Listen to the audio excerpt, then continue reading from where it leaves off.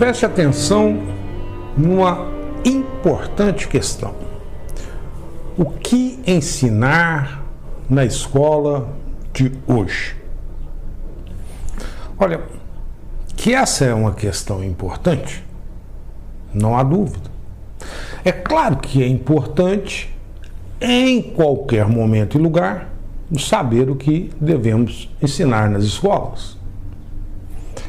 Então, dado que tal fato é óbvio a importância da pergunta, não falaremos nada sobre isso. O que vamos fazer a seguir é tentar respondê-la. Ou seja, afinal, o que ensinar na escola de hoje? Certamente não é ensinar a decorar a tabuada, como ocorria antigamente. O mundo mudou. Você já deve ter ouvido tais coisas. Ou seja, até sabemos sobre algumas coisas que, digamos, não adianta muito ficar ensinando. Mas isso não basta. Precisamos saber o que ensinar. E é claro que você já deve ter ouvido inúmeras respostas sobre isso. Você deve ter em sua cabeça um conjunto de coisas que é, digamos, coisas que são relevantes e que deveriam ser ensinadas nas escolas de hoje. Vamos dar mais uma resposta. Veja mais uma resposta simples a essa questão. Devemos ensinar nas escolas de hoje raciocínio crítico. Mas se a gente fala assim, se a gente responde assim, o que está acontecendo? De novo, puxa, isso não basta. Olha, se fosse assim, você, digamos, estaria juntando mais uma resposta ao seu conjunto de respostas. Precisamos de mais. Precisamos de justificativas. Em outras palavras, como justificar que devemos, por exemplo, ensinar raciocínio crítico nas escolas? O que nós vamos fazer? Olha que interessante. Vamos raciocinar criticamente para justificar que devemos ensinar raciocínio crítico nas escolas. Legal, né? E qual será o resultado de tudo isso? Como resultado, você verá um exercício de raciocínio crítico. Esse vídeo será um exercício de raciocínio crítico. E de quebra, a resposta de uma questão importante. Aquela questão sobre o que ensinar nas escolas. Então, presta atenção. Vamos usar raciocínio crítico para justificar o ensino de raciocínio crítico. Poderíamos até dizer que isso é um jogo de raciocínio crítico consigo mesmo. Isso mesmo.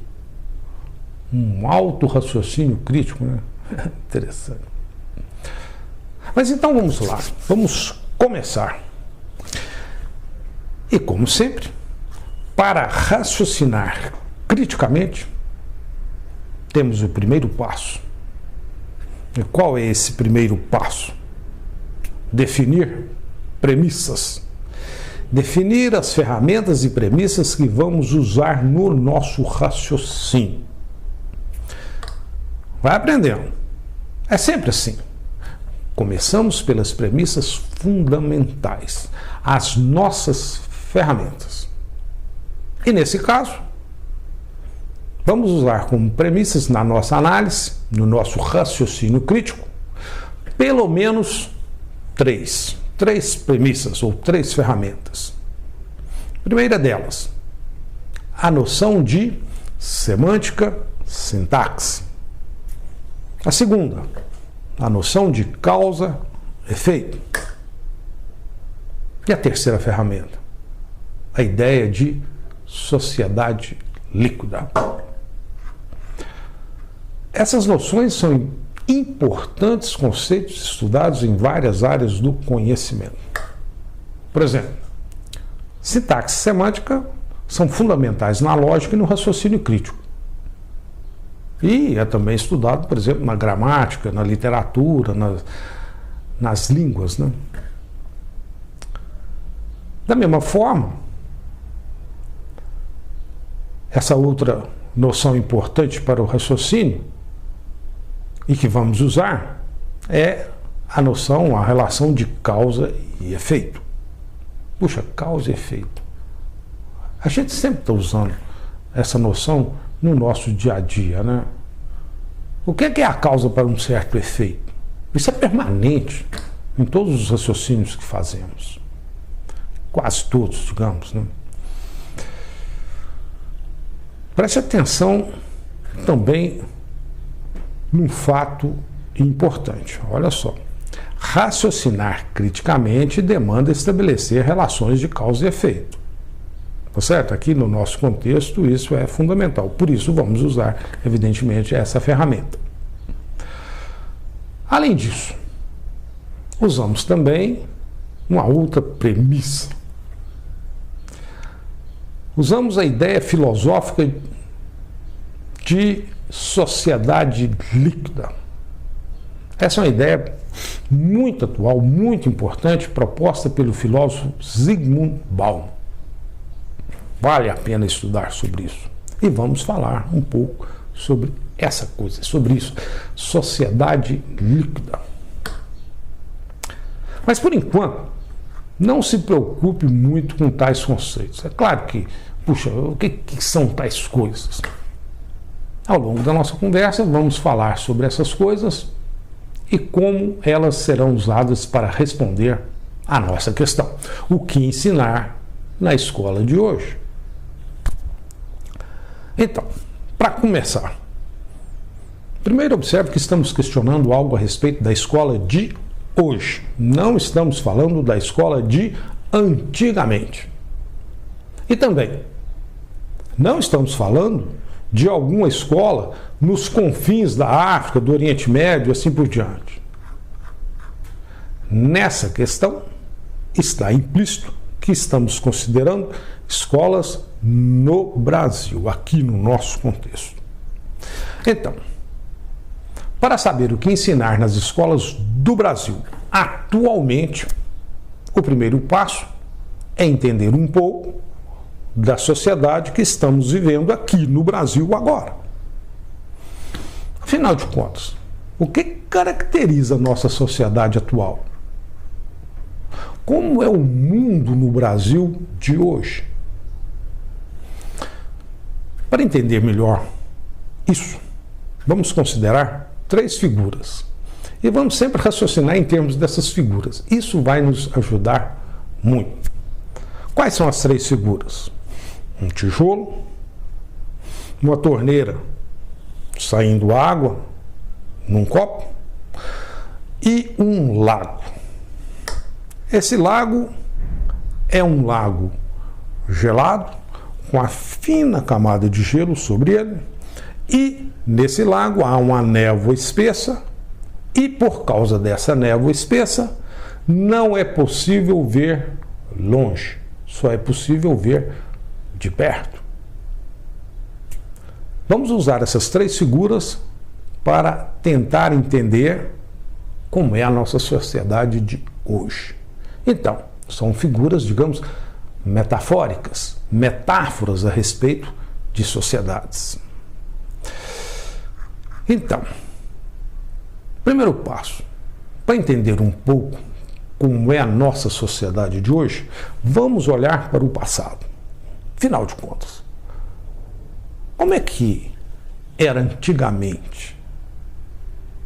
Puxa, eu diria que antigamente as sociedades eram como um tijolo. Mas era assim mesmo, meu amigo. Pense numa família na Idade Média. O indivíduo que era filho do padeiro ia ser o quê quando crescesse? Padeiro. E o filho do ferreiro? Ferreiro. E o filho do nobre? Nobre. E os casamentos? Já estava tudo definido ao nascimento. A sociedade era rígida, imóvel. Nada mudava. De uma geração para outra mudava pouquíssimo. Já estava tudo predefinido ao nascimento das pessoas. Isso era assim. E antes do século XVI, lá na Idade Pré-Moderna, porque a Idade Moderna começou no século XVI, antes, como é que era a ideia de verdade? De onde vinha a verdade? A verdade vinha de Deus. Deus, o divino, definia a concepção de verdade na sociedade. Então, a noção de verdade era por autoridade e de forma fixa, como um tijolo, de novo. E depois de Descartes, no Renascimento, no Iluminismo, essas coisas mudaram um pouco. Aí, o que se fez foi tirar o divino e colocar a razão. Uma confiança enorme na razão. Uma confiança de que a nossa razão ia resolver tudo. Mas as coisas continuaram mais ou menos como um tijolo. Por quê? Olha, a confiança de que os sistemas dedutivos da razão resolveriam tudo, como uma equação matemática. E as sociedades continuaram da mesma forma, digamos, rígidas, como um tijolo. Era tudo uma questão de demonstração. E atualmente? Olha, conforme Zygmunt Bauman, estamos vivendo a sociedade líquida, a sociedade pós-moderna, depois da sociedade moderna, que foi inaugurada no século XVI com Descartes. Nessa sociedade, as relações entre as pessoas são líquidas. E nessa sociedade, como é que vivemos? Vivemos como se estivéssemos patinando em um lago gelado com uma fina camada de gelo e com uma densa névoa à frente. Como assim? Nessa sociedade temos que patinar rápido. Por quê? Porque se a gente não patina rápido, o gelo que é fino quebra e a gente se sucumbe. Temos que movimentar, um movimento frenético. E nessa sociedade não é possível ver muito à frente. Tudo muda muito. Puxa. Preste atenção então. Antes era tijolo, agora é água, agora é um lago gelado com névoa no qual estamos patinando. É água porque é uma sociedade na qual as relações são, digamos, líquidas. Então, observe o que está acontecendo aqui nessa conversa nossa. Temos ideias sobre as sociedades antigas. Temos, digamos, um mundo semântico das ideias sobre tais sociedades. E nós estamos representando tais ideias numa sintaxe, numa metáfora, que é o tijolo. Puxa, e a respeito da sociedade pós-moderna atual? Temos também ideias do que é essa sociedade. E estamos representando tais ideias numa sintaxe, numa metáfora, que é uma torneira, saindo uma torneira com a água saindo, um líquido saindo, e um lago gelado com a névoa espessa e com a fina camada de gelo em cima desse lago. Então, assim, usamos tal representação sintática para entender como é a nossa sociedade pós-moderna e também entender como eram as nossas sociedades moderna e pré-moderna. Puxa, observe que, olhando assim, temos duas sociedades bem distintas.